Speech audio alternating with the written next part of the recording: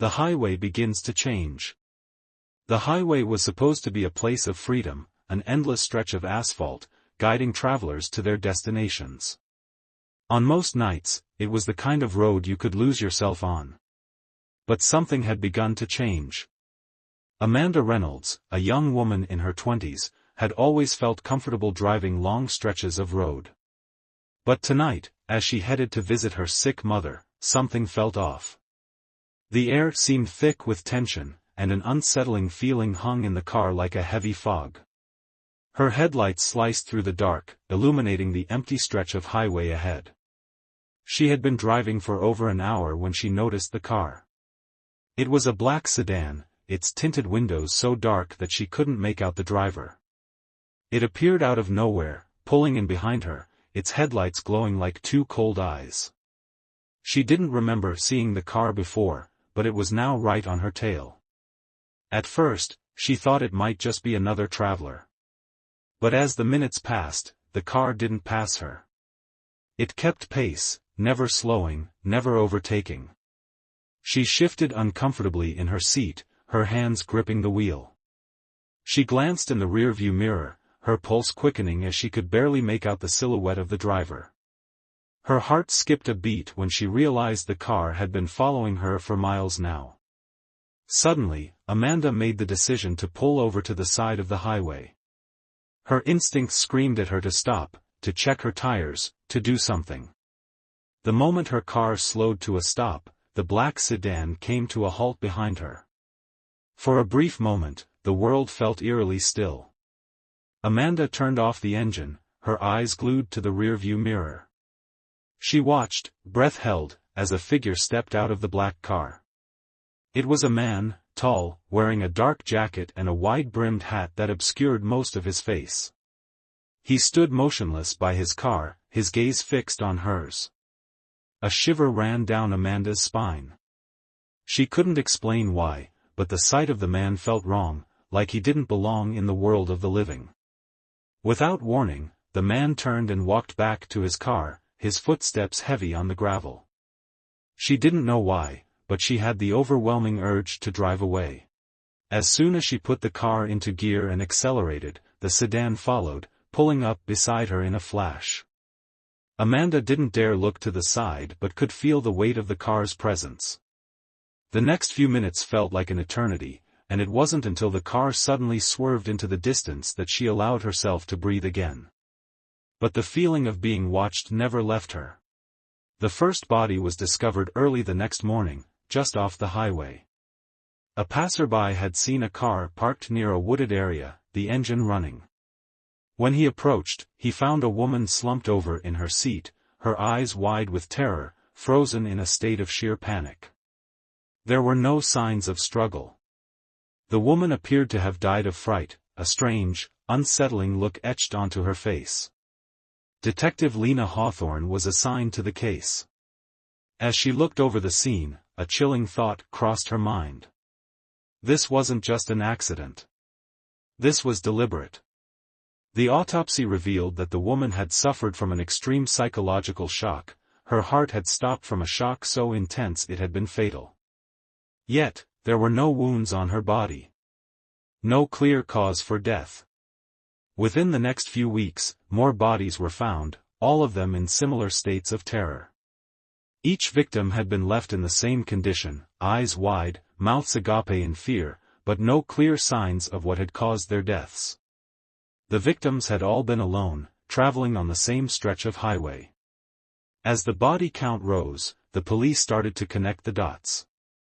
This wasn't a random series of killings, there was something far darker at play.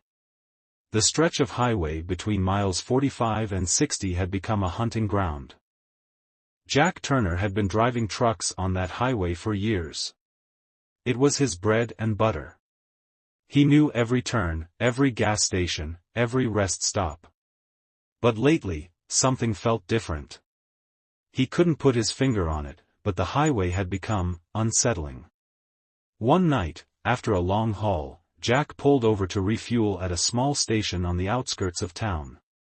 He was tired, running on fumes, but as he stepped out of his truck, he couldn't shake the sensation that someone was watching him. At the far end of the lot, a black sedan was parked. It hadn't been there when Jack first arrived. He didn't like the feeling that was creeping up his spine.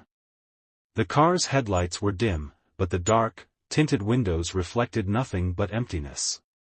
As Jack filled his tank, he felt an urge to look back, only to find the figure of a woman standing by the car. She was tall and unnervingly still, her face hidden in shadow.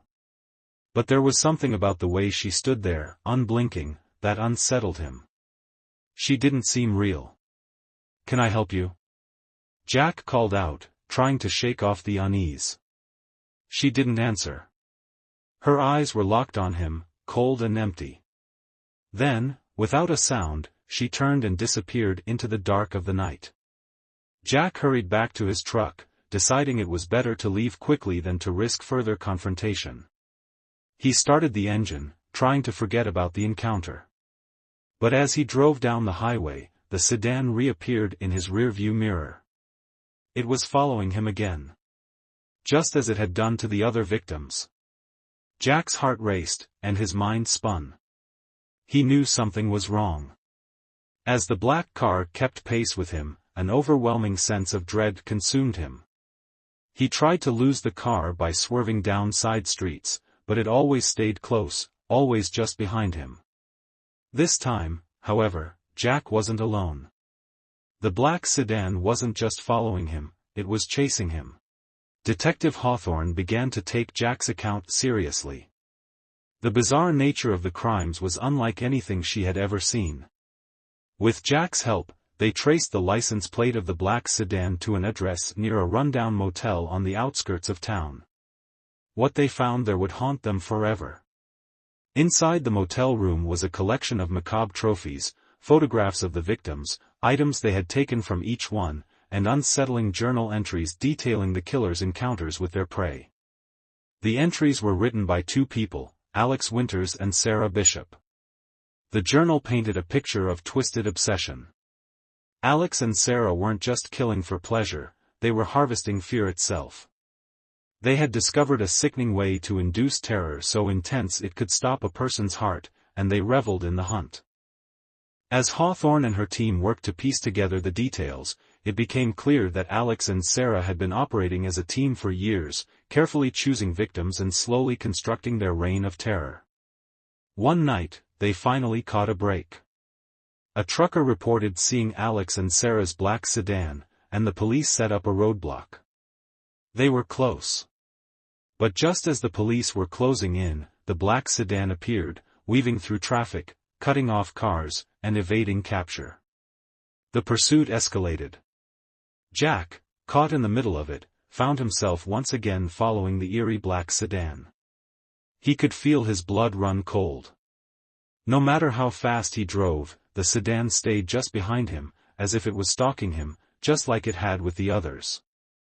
Finally, on the outskirts of town, the chase came to a head. The roadblock had caught Alex and Sarah, forcing them to stop. But they weren't done. In a last-ditch effort to escape, they reached for the trunk, revealing a horrifying surprise. Inside were trophies, preserved organs, and even photographs of the people they had stolen from the world. But it wasn't just the gruesome evidence that chilled the officers, it was the fact that the organs seemed to be freshly preserved. Alex and Sarah had been more than mere killers. They had been collecting fear. Each piece was a trophy from the terror they had caused. As the police closed in, Alex and Sarah fought back. It was a violent and desperate struggle, but in the end, they were captured. Their faces twisted with malice, their eyes wide and unblinking, they were led away in handcuffs. The killers were arrested, but the horror was far from over. The stretch of highway, once a simple path of travel, would never be the same. The drivers who had witnessed the terror, the survivors, would always wonder, were they truly safe? And though Alex and Sarah were behind bars, whispers began to circulate. Others had seen the black sedan in the distance, or felt the strange sensation of being watched. The fear of the unknown never truly left the highway. No one could forget the strange, unnerving smile on Sarah's face as she was led away. And no one could shake the feeling that the highway, once a symbol of freedom, had become a dark, haunted road where evil still lurked, waiting for its next victim. The legend of the serial killers on the highway would linger, a warning to anyone who dared travel down the road at night, for there are things in the shadows that can never be fully escaped.